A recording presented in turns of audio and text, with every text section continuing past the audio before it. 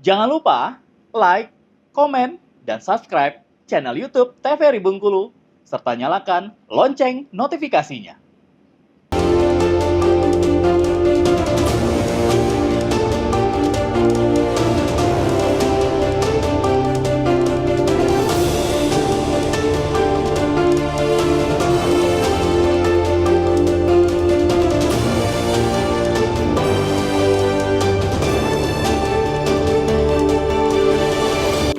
Ya pemirsa, Anda kembali menyaksikan Berendo TVRI Bengkulu edisi hari ini yang membahas tes kesehatan paslon Pilkada Bengkulu, dan tentunya kita masih bersama dengan kedua narasumber kita, ada Dr. Taufik Ramadan dan juga Bapak Asep Topan.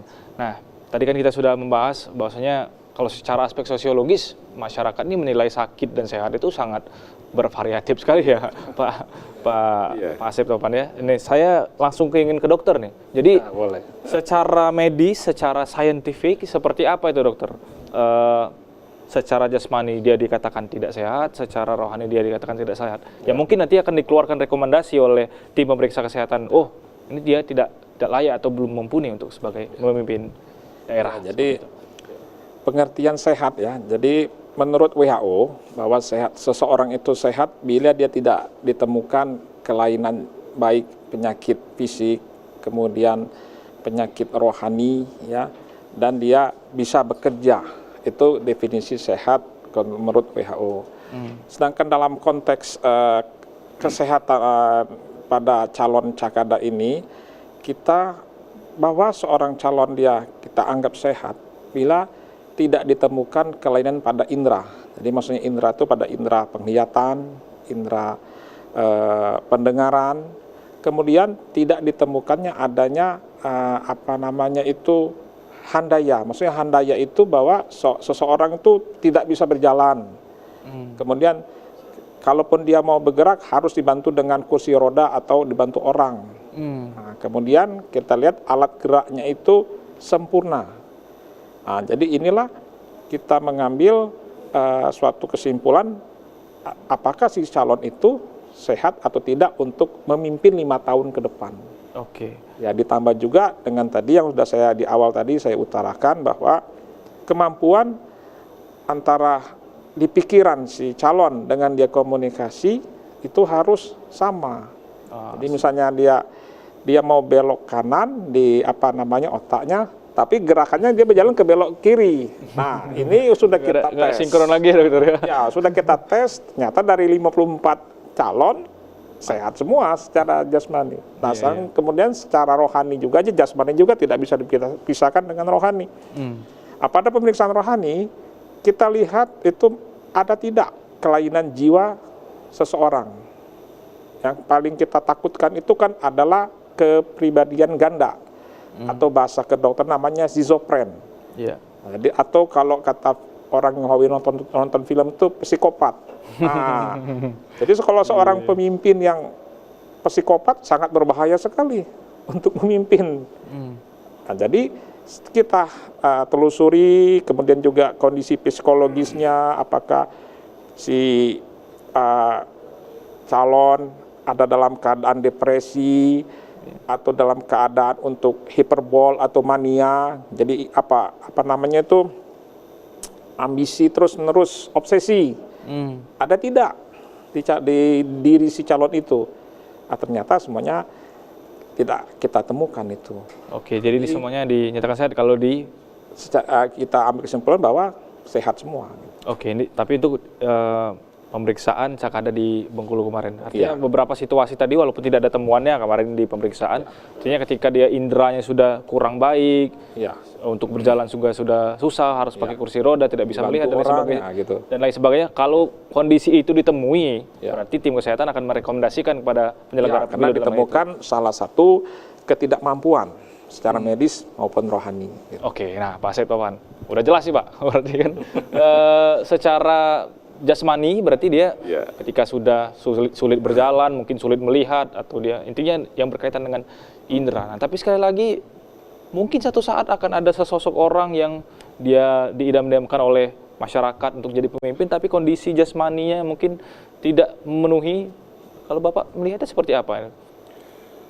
Saya katakan ini kan mulai ada penetapan undang-undang ya tentang sehatnya seorang calon, dan itu sangat sakral sehingga dikatakan sudah final dan jadi ya mengikat semua.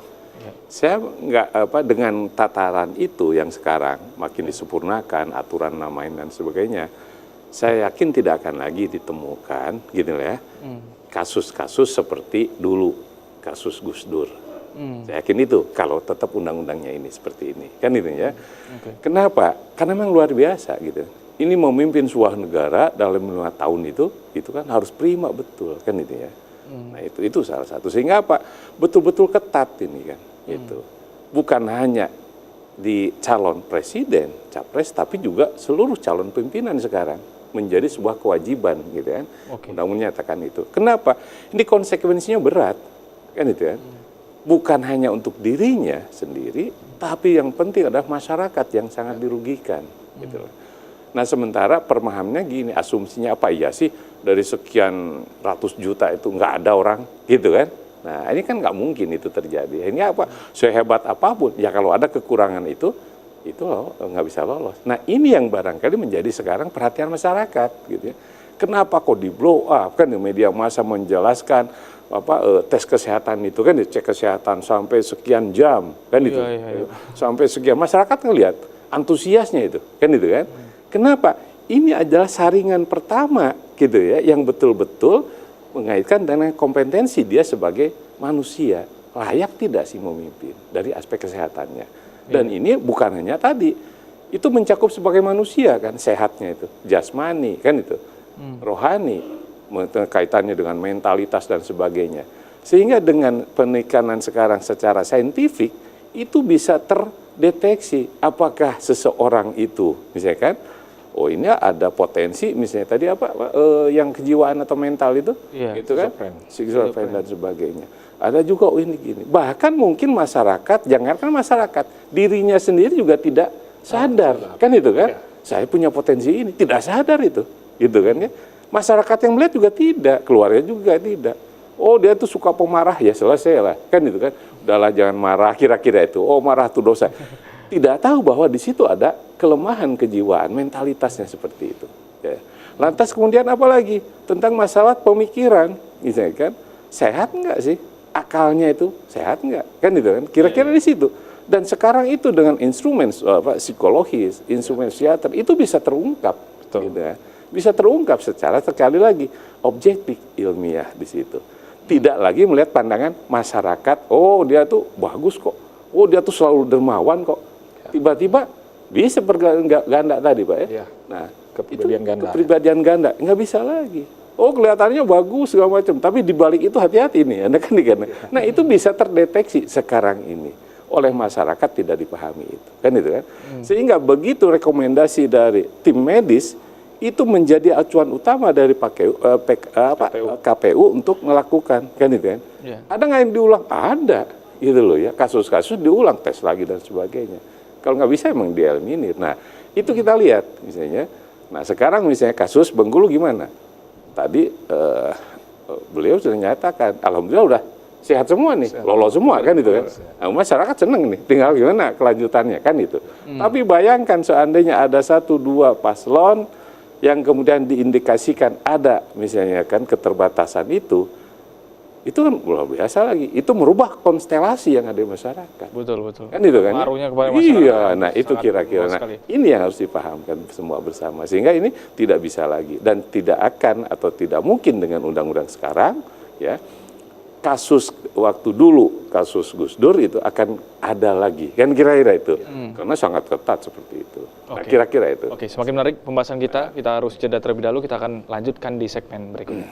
Pemirsa jangan kemana-mana, tetap di Berendo TVRI Bengkulu.